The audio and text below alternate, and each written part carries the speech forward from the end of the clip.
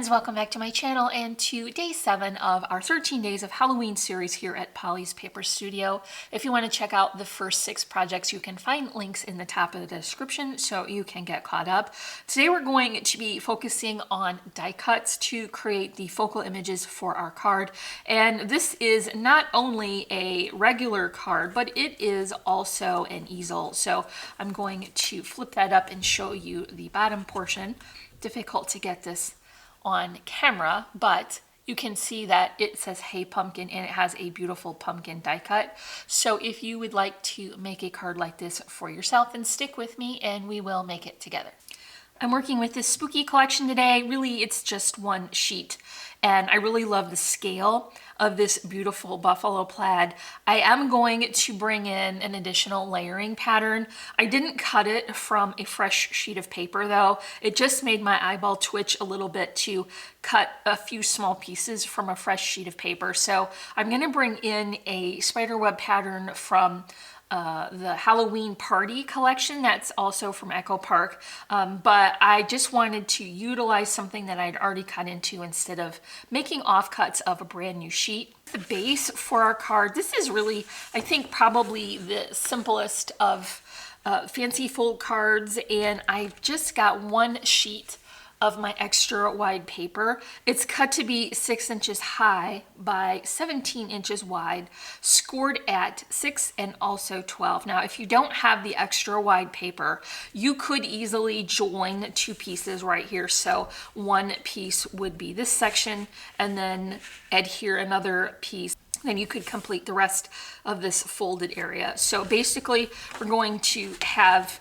a piece that sets flat on your surface and then a piece that raises up.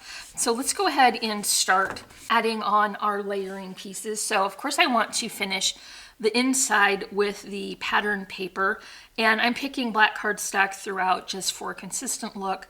So my black cardstock for all of these 6 by 6 layers is going to be 5 7/8 by 5 7/8, and the pattern paper is 5 3/4 by 5 3/4. So that will cover the inside as well as the front cover. So I'm just adding this directly onto the base. My next layers will be where I get my dimension from, but you'll see I've got a beautiful border of the white as well as the black cardstock, and that helps to brighten this up just a little bit. Here's that layering piece that I mentioned came from the Halloween Party. I'm going to add it to the top. Typically I put the layering pieces on the bottom, but I need to make an area of a more neutral background. When I bring in my lettering, I want it to be easier to read. So I'm just going to line this up. This is 1.5 inches, and I'm using the border that is already there from our background piece. So I want to bring in another lighter element that helps to neutralize all of these dark patterns and cardstock. This is just a die cut doily from white cardstock, and I am offsetting this as much as I can because I need room here at the top for my lettering. So our next piece is going to be our first raised section. It's a circle with a scalloped edge and a stitch detail. I just put that up on some spacers, and I'm going to adhere that basically right to the center of that doily. And here's my first die cut. So this is the outside in stitched pumpkin from Lawn Fawn, and I cut that from a beautiful vintagey orange, and then I inked it quite a lot around the edges with my Spice Marmalade Distress ink. When I put the back on, I also added foam spacers to this as well as the little stump, I don't know what you call that, stem for the pumpkin, and that way it will all have one even layer going across. There are some additional dies in that set, so you can make leaves and a little spiral stem here as well. So I'm just going to add that to the foam on one of those spacers, and then I'll center this right into that scallop circle. Okay, now it's time to bring in the lettering. So my card is going to say Hey Pumpkin. I cut these with my Whimsy Stamps. This is the bold alphabet, and I really like the scale of these. You can write many words in the amount of space that you would have on a card. And also I like that the font is a little bit thicker so you can put spacers behind. And I'm gonna use my thin 3D foam squares. I picked these up from Really Reasonable Ribbon. I did wind up having to cut these in half, but that's pretty easy just to cut them before you take them off of the paper backing. And so you can see that I have all of those bits on there supported, so it will be a nice even surface when I'm done. So I want to write hey in this corner, and I'll just go ahead and pull that off camera because it's difficult to get these lined up if you can't see right over the top. So I've got my lettering on now, and you can see that I cut that from a beautiful glitter paper. It's not quite gold and it's not quite bronze. It's sort of somewhere in between. I picked this up from Joann's, and this is a very nice thick cardstock behind that glitter, so I think it works really well for cutting your sentiments. And this particular die set from Whimsy Stamps is easy to line up because it's very square and kind of a thick profile on that font. So I think that really works well for getting a precise, even line of your lettering. So the next thing I want to bring in is my flower arrangement. I've got a white magnolia flower here in the middle. And this is how they come. I typically pull the center out, and then I replace that with the gold double head stamens. I really think that coordinates better with my projects.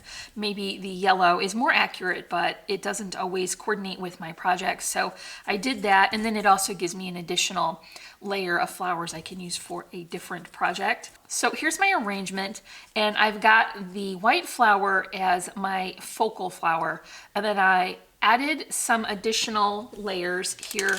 These are those Luna flowers from Prima. I picked the orange ones that didn't coordinate very well with my pink projects.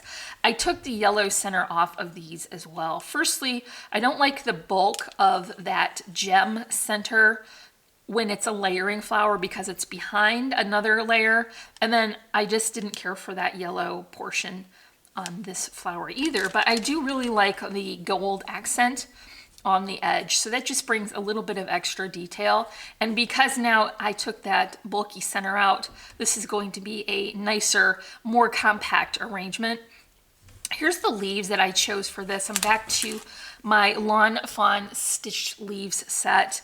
I picked that rounded corner one for both of these leaves, and the first one I cut from black glitter paper, and then the next one is just from green. I think these are going to be a great staple in my stash going forward because I've used them quite a lot and they seem to be very versatile.